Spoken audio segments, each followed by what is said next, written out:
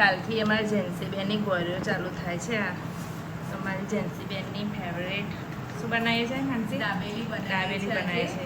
એટલે તમારી જોડે આજે અમે દાબેલીની રેસીપી શેર કરીશું. જો પહેલાં બટાકા બાફવા મૂક્યા છે, એની અંદર થોડું મીઠું નાખ્યું છે અમે. એના લીધે બટાકા જલ્દી બફાઈ જાય અને બટાકા ભૂકો ના થઈ જાય, એટલા માટે આપણે અંદર મીઠું નાખવાનું હતું.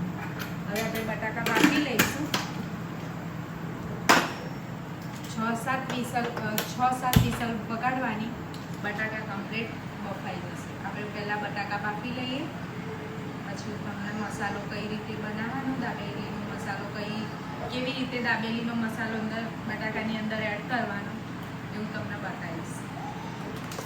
ખજૂર આંબલીની ચટણી બનાવવાની તૈયારી કરીએ છીએ. એના માટે ખજૂર સાફ કરી લઈએ. 500 ગ્રામ ખજૂર લીધું છે. એને સાફ કરી એના અંદર બિયા હોય એ કાઢી અને પછી કુકરમાં બાફવા માટે મૂકીશું. અને આપણે ખાટી આંબલી એડ કરીશું. એ અમે જે ગરમ પાણી ઉકાળીને એની અંદર ખાટી આંબલી એડ કરી છે.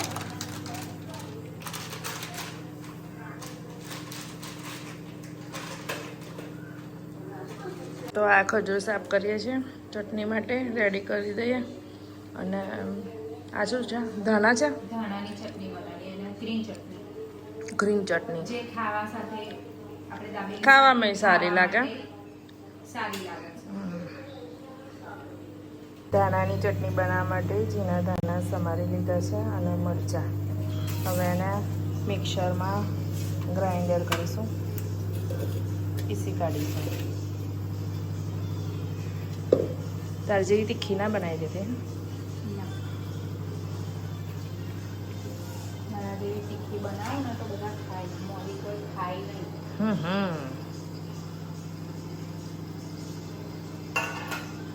આની અંદર આપણે થોડું મીઠું નાખવાનું,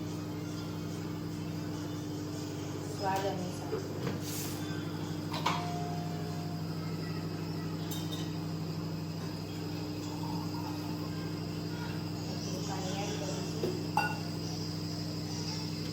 આ ચટણી દાબેલી સાથે ખાવા માટે બેસ્ટ થાય.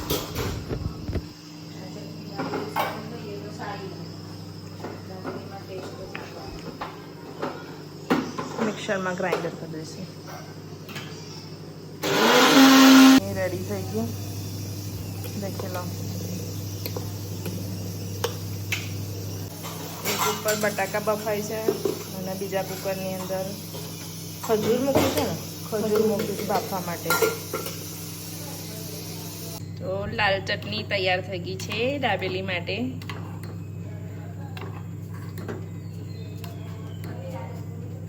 એમાં લસણ અને લાલ મરચું નાખ્યું છે અને તેલમાં શેકી કાઢી.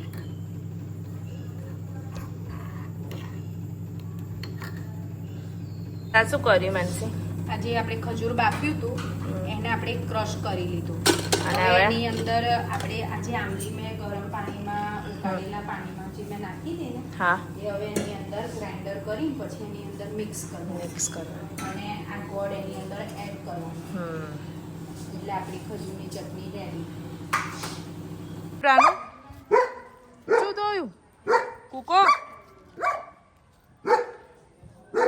રાની શું કરે છે?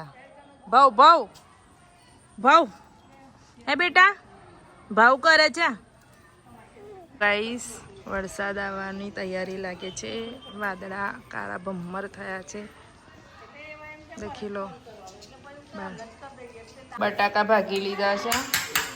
બટાકાને મેશ કરી લે બરોબર, પછી એને છે ને તેલની અંદર નાખી સાતળવાના. તેલ મૂકી દીધું છે ગરમ કરવા. અને આ છે અમારો તૈયાર છે દાબેલીનો મસાલો. આ દાબેલીનો મસાલો બહુ સરસ આવે છે, તમે એક વખત ટ્રાય કરજો લાવીને. દાબેલીમાં મોટા ભાગનું કામ મેં કર્યું છે.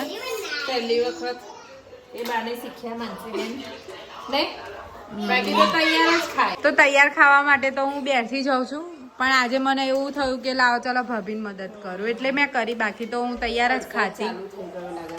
ઓહો, આજે વરસાદ હમણાં જ ચાલુ થયું છે. જો તમને વરસાદ બતાવું અને વરસાદમાં મોજ માણીએ દાબેલીની.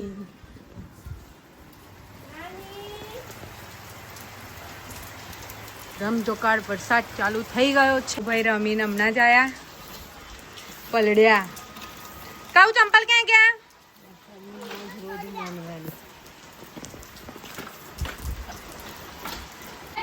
જો મસાલો જે દાબેલીનો હતો ને એને આ રીતે મેશ કરી લેવાનો. જરા તેલ નાખવાનું થોડું અને એની અંદર આવી રીતે મિક્સ કરી દેવાનું. એના લીધે એકદમ છૂટો થઈ જશે. જેમ જેમ શેકાશે ને એકદમ છૂટો થઈ જશે. પછી એની અંદર એ મસાલો બરોબર છૂટો પડી જાય ને એની અંદર પછી આ બટાકા મિક્સ કરી દેવાના. તો બટાકા ભેગા કરી લઈશું, મસાલાની જોડે મિક્સ કરી લઈશું.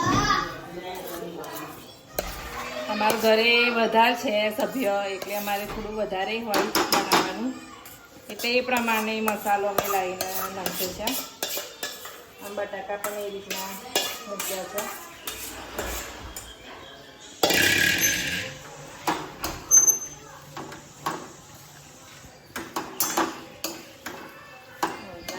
ભેગો કરતા જઈશું એટલે કમ્પ્લીટ અંદર ભળી જશે મસાલો બટાકાની અંદર.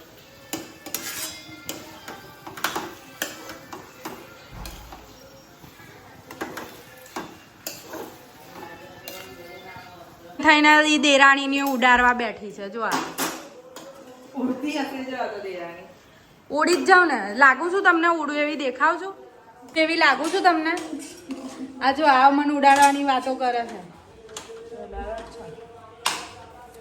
તો તમારું કામ કોણ કરવા લાગશે એમ કહો તમે? હેલો મને તમે નતા, તમે એકલા જ કરતા હતા.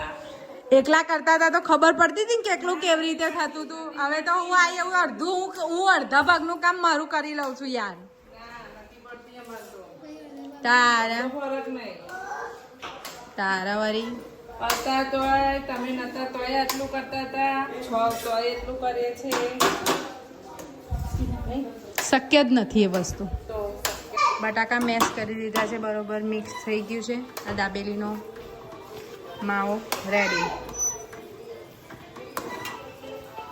આ જો બહુ પાછી ખબર પડતી હોય એમ. આ દાબેલીનો મસાલો સરસ આવે છે. જો મેં બનાવી. આ જો આ ટ્રેન થયા. કંટાળી ગયા તો દાબેલીથી કંટાળી ગઈ. ઠંડી મંડી જો જેન્સી શું કહે છે? મમ્મી શું કહે છે? શું કહે છે? દાબેલી બનાવું છું, હજુ નહીં બની ગઈ. કંટાળી જો. તારી દાબેલીથી આજે હું. શું કહે છે મમ્મા? એવું બોલાય? લાગી બેટા તો ફ્રીજમાં થોડું ખાવાનું હોય. જો અમારા જેન્સી બેન બેસી ગયા મંદિરે. અંદર છે બધા બે.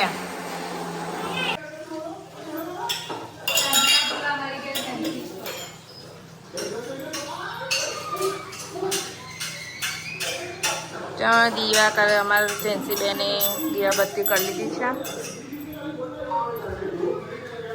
નાનપણથી જ આવા સંસ્કાર આપવાના. થોડું ધાર્મિક બી બનાવવાનું છોકરું.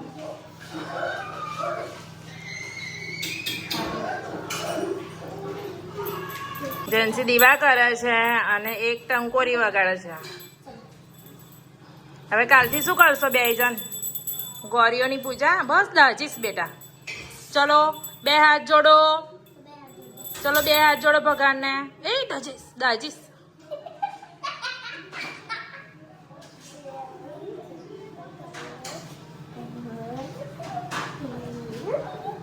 દેખો બે બહેનો.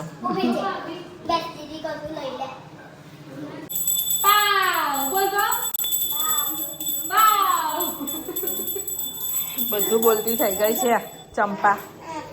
આમાં આપણે ખજૂર અને ખજૂર બાફી લીધું હતું ને એ ક્રશ કરી લીધું અને આમલી જે બાફી હતી ને આપણે એ બી ક્રશ કરીને એની અંદર મેં ગોળ એડ કર્યો છે. એ સ્વાદ અનુસાર એડ કરવાનો. તમે થોડી બનાવો તો થોડું એડ કરવાનું, કારણ કે અમારે જોઈન્ટ ફેમિલી છે એટલે વધારે જોઈએ, એટલા માટે અમે વધારે બનાવી છે. એ આપણે આજે આ ચટણી રેડી કરી હતી ને એ મેં ગેસ ઉપર મૂકી દીધી છે સ્લો ફોર્મ ઉપર. હવે એને છે ને એની અંદર આપણે હવે મસાલો કરીશું અને નાખીશું જો થોડું તીખું મરચું, થોડું મોરું મરચું, થોડું ધાણા જીરું અને એમાં સ્વાદ અનુસાર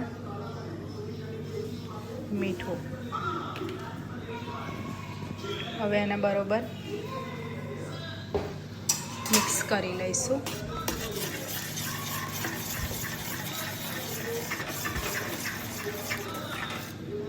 અને થોડી ઉકાળવા દેવાની આપણે ચટણીને, એટલે એનો ટેસ્ટ સારો આવે.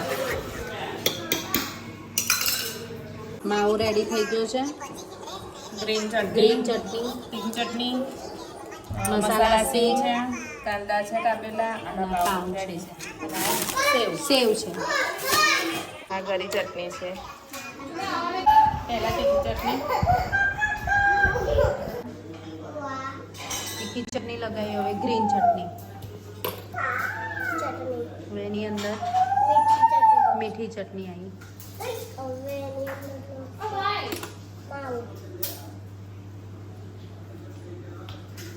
એની અંદર હવે એડ કર્યો માવો.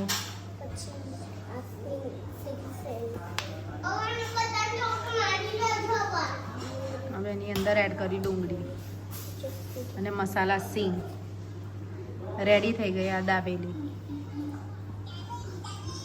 હવે આને અમે શેકી લઈએ. તો આપણે દાબેલી શેકી લઈશું. મેં ઘી નાખ્યું છે. અમે ઘીની અંદર શેકું છું. જુઓ, હવે દાબેલીને શેકી લઈશું.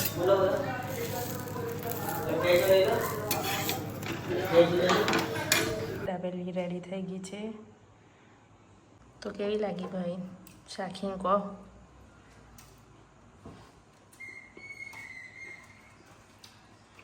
एकदम मस्त, जोरदार. बटर के घी है, ઘીમાં घी है, કેવો અલગ ટેસ્ટ લાગે છે. जोरदार. ગાયનું ઘી બટર જેવું જ લાગે. हम्म, તો સારી લાગી દાબેલી? मस्त लगी. હા, તો બધા ફ્રેન્ડ્સને કહું છું કે આજની અમે રેસીપી તમને બતાવી દાબેલી બનાવવાની. તો મારી રેસીપી સારી લાગી હોય તો લાઈક, શેર, સબસ્ક્રાઈબ કરજો. जरूर करजो.